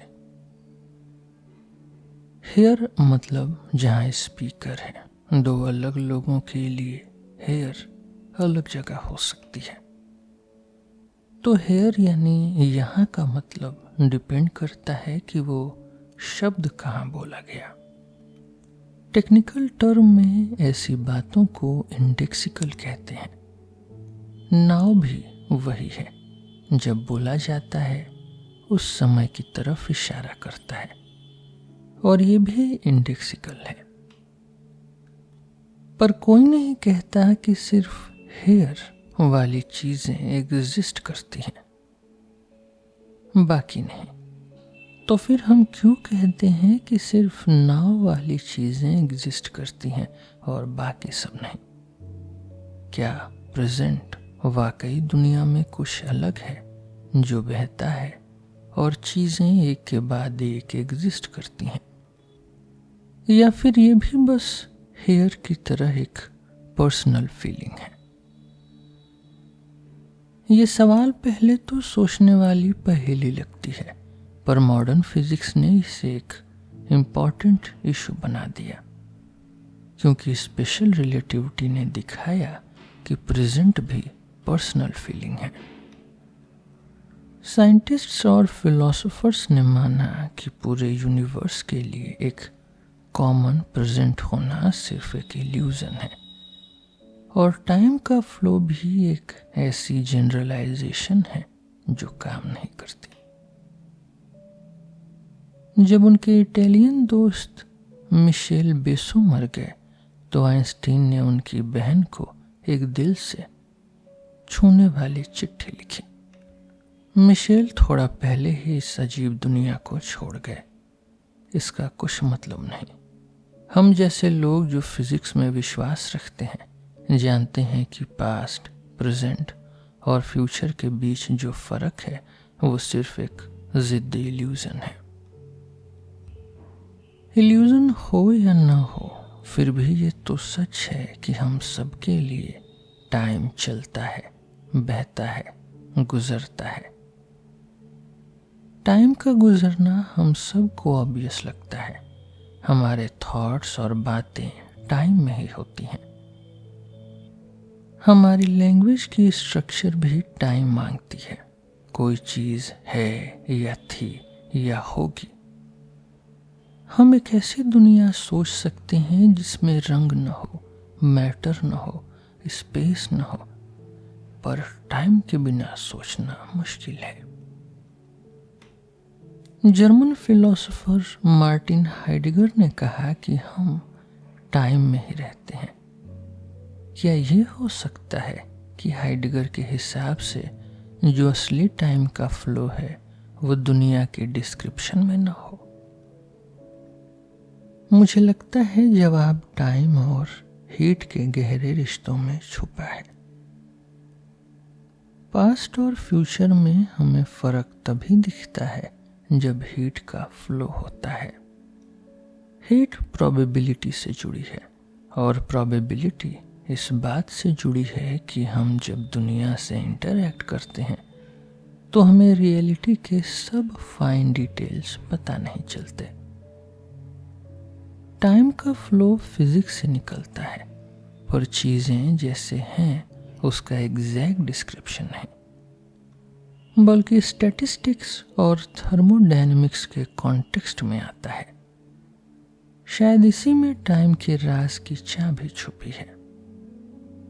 प्रेजेंट का ऑब्जेक्टिव मतलब वैसे ही नहीं है जैसे हेयर का ऑब्जेक्टिव मतलब नहीं है, पर दुनिया के माइक्रोस्कोपिक इंटरैक्शन से टेम्पोरल चीजें उभर के आती हैं एक सिस्टम के अंदर, जैसे हम खुद, जो सिर्फ बहुत सारी वेरिएबल्स के थ्रू इंटरैक्ट करते हैं।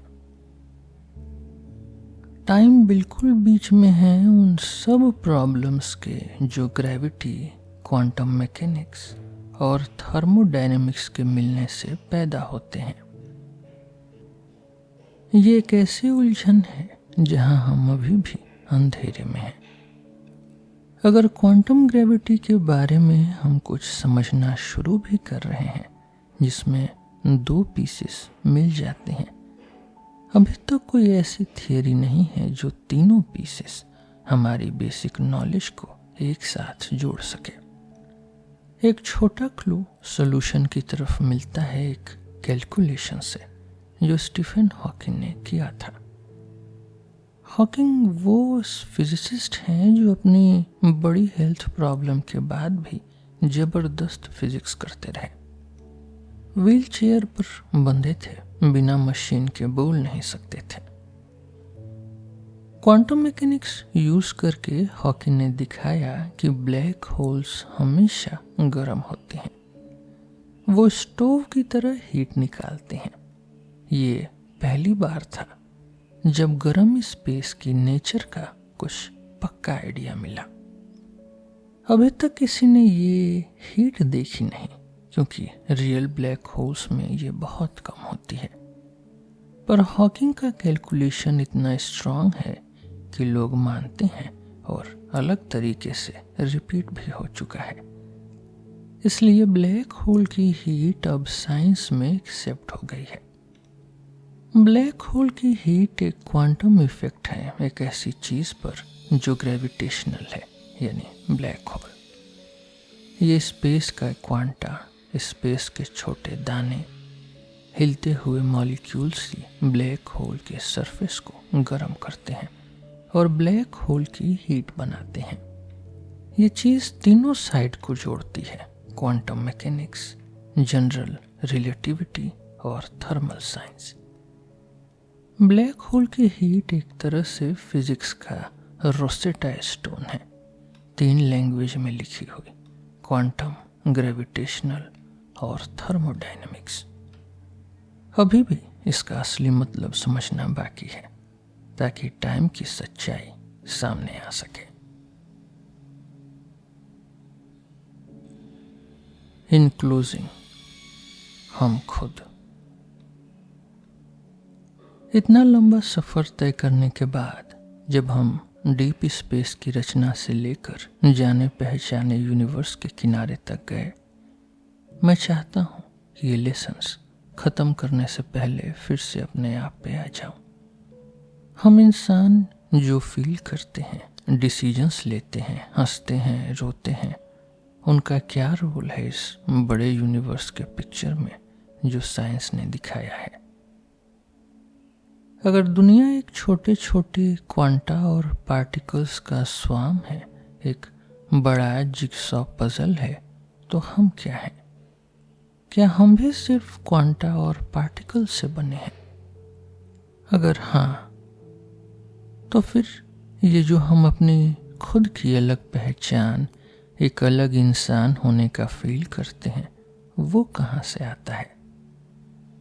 फिर हमारे वैल्यूज, सपने, इमोशंस, हमारा अपना नॉलेज क्या है?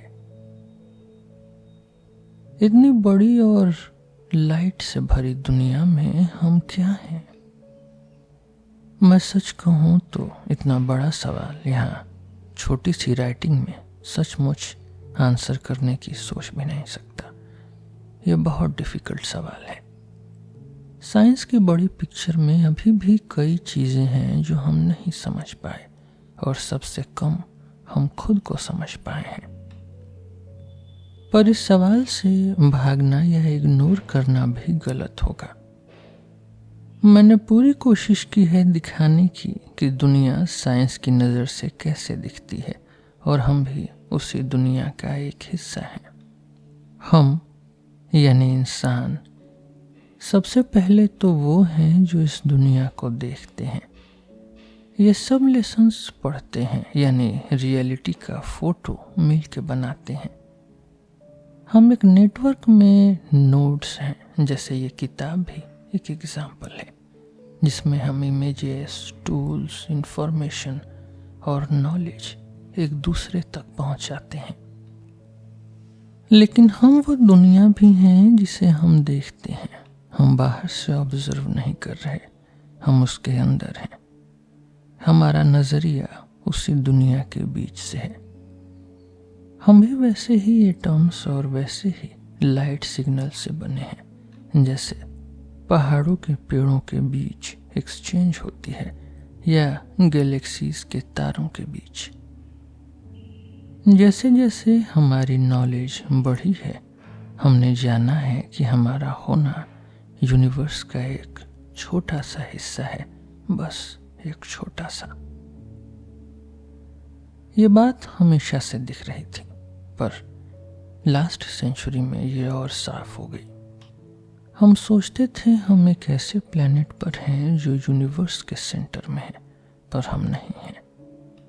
हमने सोचा हम यूनिक बीइंग्स हैं, एनिमल्स और प्लांट से अलग, पर बाद में पता चला हम भी उन्हीं के जैसे हैं, सब एक ही फैमिली से हैं।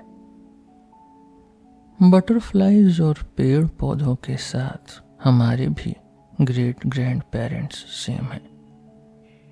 हम उस बच्चे जैसे हैं जो बड़ा होकर समझता है कि दुनिया सिर्फ उसके आसपास नहीं घूमती, जैसे बचपन में लगता था। उसे सीखना पड़ता है कि अब वो सब में एक है। दूसरों को देखकर या दूसरी चीजों को देखकर हम समझते हैं कि हम कौन हैं। गैलेक्सीज और स्टार्स के इस बड़े समुंदर में हम एक छोटे कोने में हैं। रियलिटी के अनेक डिजाइनों में हम सिर्फ एक छोटी सी डिजाइन है, अनेक डिजाइनों के बीच। एक फिजिकल सिस्टम दूसरे सिस्टम के बारे में जो इंफॉर्मेशन रखता है, उसमें कुछ भी मेंटल या पर्सनल नहीं है। बस वो कनेक्शन है जो फिजिक्स डिसाइड करती है एक चीज के स्टेट और दूसरी चीज के स्टेट के बीच। एक पानी का ड्रॉप ये बताता है कि आसमान में बादल थे। एक लाइट की रे बताती है कि किस कलर की चीज से आई है। घड़ी के पास टाइम की इंफॉर्मेशन होती है। हवा स्टॉर्म की खबर लाती है। ठंड का वायरस मेरे नाक की कमजोरी के बारे में जानता है। हमारे सेल्स का डीएनए पूरा जेनेटिक कोड की इंफॉर्मेशन रखता है, कैसे मैं अपने पापा जैसा दिखता हूँ, और मेरा दिमाग मेरी लाइफ की इन्फो से भरा है। हमारे सोचने की असली चीज ही इन्फो है जो लगातार जमा होती है, बदलती है और इवॉल्व होती है। मेरे हीटर का थर्मोस्टेट भी फील करता है और जानता है कि घर कितना गर्म है। उसके पास भी इंफॉर्मेशन है, इसलिए वो ऑफ हो जाता है जब काफी गर्म हो। तो फिर थर्मोस्टेट के जानने और फील करने और मेरे जानने, महसूस करने और अपनी मर्जी से हीटर बंद करने में क्या फर्क है? और ये महसूस करने में कि मैं हूं। नेचर में इन्फो का लगातार एक्सचेंज कैसे हमें और हमारे थॉट्स को बना सकता है, यह प्रॉब्लम अभी भी ओपन है। कई अलग अलग अच्छे आंसर्स पर बात हो रही है। मुझे लगता है ये साइंस की सबसे इंटरेस्टिंग फ्रंटियर है, जहां बड़ी प्रोग्रेस होने वाली है।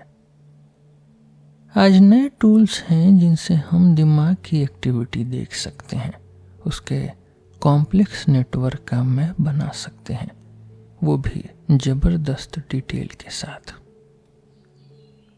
2014 में न्यूज आई थी कि एक मैमल के दिमाग का पूरा डिटेल्ड मैप पहली बार बन गया है।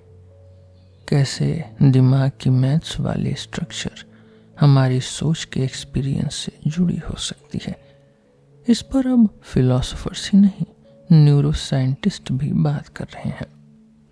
एक इंटरेस्टिंग थियरी है जो गिलियो टोनोनी बना रहे हैं, एक इटालियन साइंटिस्ट जो अमेरिका में काम करते हैं। इस इंटरेस्टिंग थियरी का नाम है इंटीग्रेटेड इंफॉर्मेशन थियरी। जिसका मकसद है ये बताना कि किसी सिस्टम को कॉन्शियस होने के लिए उसका स्ट्रक्चर कैसा होना चाहिए। जैसे एक्सप्लेन करना कि क्या फिजिकल डिफरेंस आता है जब हम जागते हैं कॉन्शियस, या जब हम सो रहे हैं और सपना नहीं देख रहे अनकॉन्शियस। ये थियरी अभी भी डेवलपमेंट में है। अभी तक ये सॉल्व नहीं हुई है कि हमारी सोच कैसे बनती है, लेकिन मुझे लगता है धुंध धीरे धीरे साफ हो रही है। नेचर ही हमारा घर है और नेचर में ही हम अपने घर पर हैं। ये अजीब रंग बिरंगी और हैरत से भरी हुई दुनिया जिसे हम एक्सप्लोर करते हैं, जहाँ स्पेस छोटे छोटे दानों से बना है, टाइम होता ही नहीं और चीज़ें कहीं भी नहीं हैं, ये सब हमें हमसे अलग नहीं करता, बल्कि बस यही है जो हमारी नेचुरल क्यूरियोसिटी हमें दिखाती है कि हम किस जगह पर रहते हैं, किस चीज़ से हम खुद बने हैं। हम भी उसी सितारों की धूल से बने हैं जिससे सब कुछ बना है, और जब हम दुख में डूबते हैं या खुशी से झूमते हैं तो हम वही हैं जो हम हो सकते हैं, अपनी दुनिया का एक हिस्सा। ल्यूक्रेटिस ने इस बात को कितने प्यारे तरीके से कहा है। हम सब एक ही आसमानी बीज से पैदा हुए हैं, हम सब का एक ही बाप है, जिससे जमीन जो हमें पालती है, साफ बरसात की बूंदें लाती है और उनसे चमकता गेहूं, हरा भरा पेड़, इंसानों की नस्ल, जानवरों की अलग अलग टाइप्स, और वो सारी चीजें उगती हैं जिनसे सब शरीर पलते हैं ताकि जिंदगी मीठी हो सके और आगे नस्लें चल सकें। ये हमारे नेचर का हिस्सा है कि हम प्यार करें और ईमानदार रहें।